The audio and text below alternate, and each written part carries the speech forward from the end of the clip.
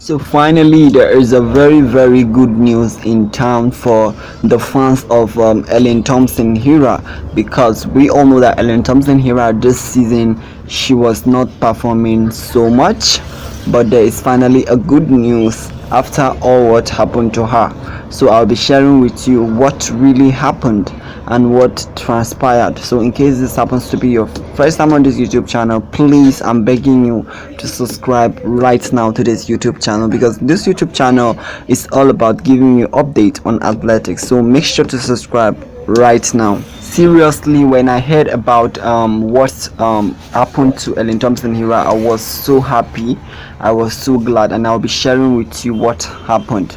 Now we all know that Elaine Thomson Herah failed to qualify in the 100 meters, but something just happened, guys.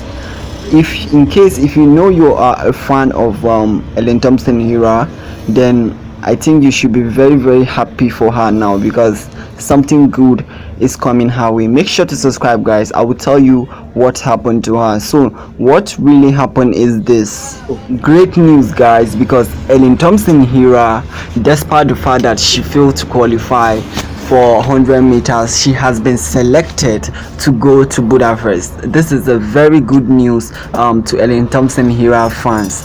It's a very good news because she has been selected to participate in there is a meter that the Jamaican officials choose for her to participate in Budapest, and I'm so happy to see her in Budapest.